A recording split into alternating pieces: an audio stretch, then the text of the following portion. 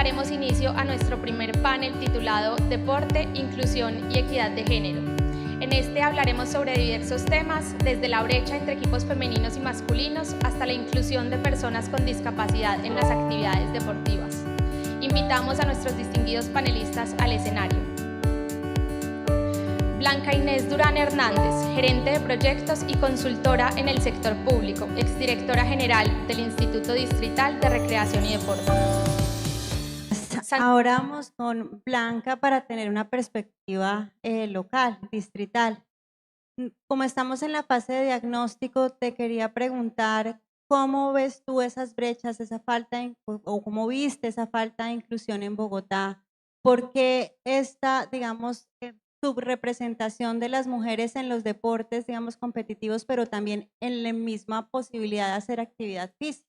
Porque después te voy a preguntar qué se puede hacer y qué hizo Bogotá. Bueno, pues muchísimas gracias por la invitación, por el escenario, además que estoy muy contenta de poder compartir este espacio con personas que conocen tanto del tema y que han tenido tanta experiencia.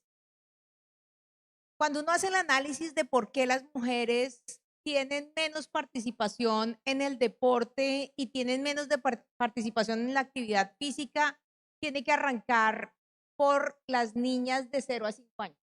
Y toca arrancar por ahí porque hay un tema cultural muy fuerte alrededor de lo que significa ser una niña. Una niña es calmada, una niña es tranquila, una niña está sentada jugando con las ollitas y eso hace que las niñas entre 0 y 5 años tengan menos posibilidades de tener actividad física que les permita adquirir sus primeros conocimientos de psicomotricidad. Atrapar una pelota, correr, saber agacharse, saber subir obstáculos, son habilidades que uno adquiere entre los 0 y los 5 años. Y cuando hay un obstáculo cultural tan fuerte como ese, pues las niñas van a tener menos posibilidades de adquirir esas habilidades psicomotrices en el momento que lo necesiten. ¿Qué pasa entonces? Que después de los 5 años que entramos al colegio, en el colegio hay otra barrera cultural que tampoco nos permite hacer actividad física. Hay un análisis de unas arquitectas en Inglaterra de cómo se mueven los niños y las niñas en los colegios. Mientras que en el centro del patio de recreo, todos los niños ocupan el centro del patio de recreo y corren y se mueven, las niñas están en los alrededores del patio de recreo, generalmente sentadas. ¿Por qué? En el caso de nosotros como colombianas es que tenemos un uniforme de falda y nosotras no podemos ir a miquear porque se nos ven los calzones. Entonces, si nosotros nos subimos, no sé, al pasamanos o nos subimos a alguna de las actividades fuertes que hay en el recreo, pues obviamente va a ser mal visto, se nos ven los calzones, esa niña como es de cansona, esa niña no es femenina, esa niña no tiene las condiciones. Entonces, todas esas barreras hacen que las niñas entre 0 y 5 años o después de los 5 años tengan menos acceso a adquirir esas habilidades psicomotrices. Cuando finalmente las niñas deciden practicar un deporte, los entrenadores ven que estas niñas no tienen las mismas habilidades que los niños. No corren igual, no atrapan la pelota igual, no patean la pelota igual por estas mismas condiciones y entonces dicen, es que el deporte de mujeres no sirve, es menor, no tiene calidad, entrénenlas de cualquier manera, es para que se entretengan. No hay un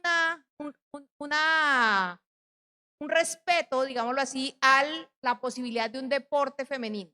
Y todo eso se va sumando hasta llegar al deporte de alto rendimiento, que lo hacen las mujeres a punta de machete y abrir el camino, y lo logran muchísimas. De hecho, en Colombia han sido más las mujeres que han tenido medallas olímpicas que los hombres, pero aún así sigue siendo visto como algo de menor calidad o de menor categoría o de menor importancia.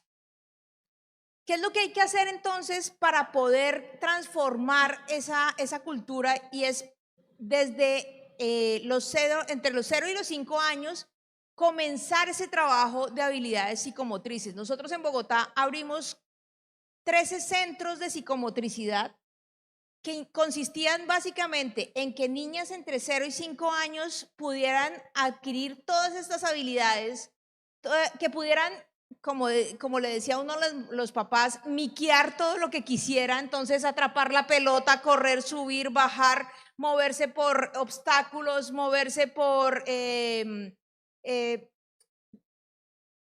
pasarelas para que pudieran tener equilibrio, y todas estas cosas permiten que las niñas se vayan sintiendo más seguras con su cuerpo, muchas más habilidades, una alfabetización de su cuerpo que les permite tener después la confianza para practicar un deporte, o si no quieren practicar un deporte, simplemente realizar actividad física en su vida cotidiana.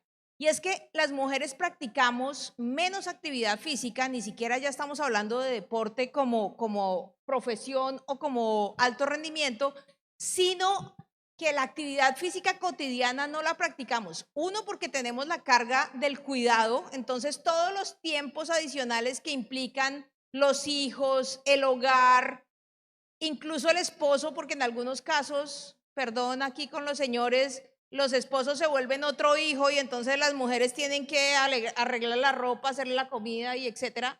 Todos esos tiempos adicionales que tiene que gastar una mujer en el cuidado de otros son tiempos que ella no puede dedicar a sí misma y por lo tanto no puede hacer actividad física.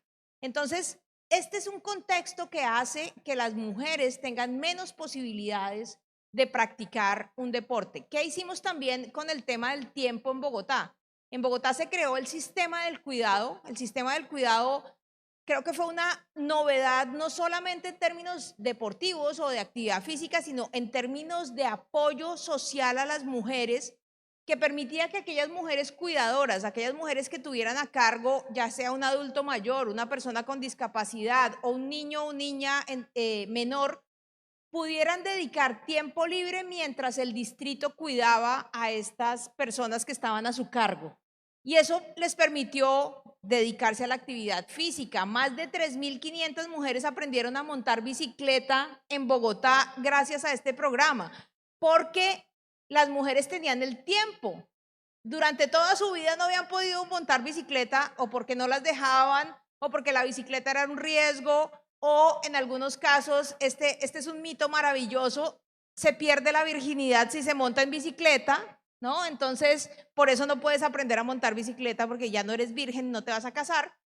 Y estas mujeres, algunas mayores de 50, de 60 años, aprendiendo a montar bicicleta, adquiriendo una habilidad que además les da seguridad en sí mismas, que les da mucha más autonomía, que les permite sentirse a ellas mejor con ellas mismas, es una forma también de lograr que las mujeres puedan practicar una actividad física. Entonces, ahí hay unos cambios culturales que son importantes, que se pueden trabajar con estos programas que hicimos, pero adicionalmente creo yo, y hablando de normatividad, hay un tema normativo que hay que trabajar muy fuertemente. Pero Blanca, te voy a interrumpir para Dale. que sea en la fase de propuestas y como de qué podemos hacer. Okay. Para que no.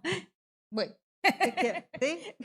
Me quitas la inspiración, pero bueno, lo último que quería contarles es, en el tema de participación de las mujeres en el deporte competitivo, es muy importante trabajar la prevención de violencias de género, y ahí nosotros, al igual que el protocolo que se hizo en el Ministerio del Deporte, en el Instituto Distrital de Recreación y Deporte de Bogotá, hicimos un protocolo de prevención. Durante los 2 años y medio que estuvo funcionando el protocolo, mientras yo estuve, tuvimos 102 casos de denuncias de violencias, acoso o discriminación en razón del género. Y una de las cosas que creo que hace que las niñas se retiren del deporte es precisamente esta situación de violencias de género. Muchas niñas o adolescentes deciden dejar la práctica del deporte porque su entrenador las acosó, porque el director del club las acosó, porque el metodólogo las acosó y eso hace que no sientan seguridad o los padres se enteran de que hubo un acoso y no les permiten volver a entrenar nunca más. Entonces, aquí hay un tema fundamental. Se pierden muchas deportistas porque han sufrido algún tipo de violencia de género y no tienen cómo protegerse frente a eso. Muchas gracias. Perdón que interrumpí tu inspiración, pero ahora sí es el momento para que Este cuentes. es el momento de mi inspiración. Bueno, voy a aprovechar mi inspiración. Creo que hay varios temas desde la normatividad que se pueden hacer para fomentar o promover el deporte en las mujeres, en las niñas, en las adolescentes. Uno fundamental es la sanción a las personas o a los entrenadores o a los directivos que tengan o que cometan actos de violencia de género. Si no hay claridad en estos casos y no hay una sanción ejemplar en estos casos, si las niñas ven que estos entrenadores, a pesar de que ellas los denunciaron, siguen entrenando otras niñas, siguen ejerciendo en los clubes, siguen haciendo parte de las ligas y de las federaciones, no van a sentirse seguras para practicar un deporte, no van a seguir en el deporte. Entonces aquí hay un tema fundamental y es que hay que lograr que haya una normatividad que permita una sanción ejemplar para cualquier miembro del sistema deportivo que tenga algún acto de violencia de género. Esto es fundamental. Dos, hay que hacer un tema en la parte educativa. Como les decía, hay que hacer un trabajo desde las niñas entre 0 y 5 años para que se fomente todas estas habilidades psicomotrices desde estas edades, que efectivamente tengan las mismas condiciones para practicar un deporte, el que sea, el que quieran, cuando sean más grandes. Si no tienen estas habilidades, de verdad les va a tocar más difícil. Y una tercera, que es un poco más polémica y tiene una relación además con el tema LGBT, es, ¿y si rompemos este esquema masculino-femenino en el deporte? ¿Por qué seguimos clasificando el deporte en deporte masculino y deporte femenino y no lo clasificamos en habilidades? Entonces, los que tengan ciertas habilidades compiten en este grupo, así sean hombres o mujeres o personas trans. Y básicamente lo que van a hacer es que tienen las mismas condiciones. ¿Cuál ha sido la discusión con las personas trans? Que es que los hombres que hacen tránsito a mujeres y compiten con mujeres, pues tienen unas condiciones físicas superiores. Pues entonces no creemos la categoría hombre, mujer o masculino, femenino, sino hagamos unas categorías por habilidades, por posibilidades de competencia común, y esto nos va a permitir incluso generar unas formas de competición mucho más equilibradas. Hay deportes en este momento que ya son mixtos, hay deportes de nuevas tendencias deportivas que ya están apostándole a que sean mixtos. Yo creo que el futuro del deporte debería pensarse en ese esquema, sobre todo si en realidad se quiere hablar de un deporte que no genere discriminación y que genere inclusión y respeto hacia la diferencia.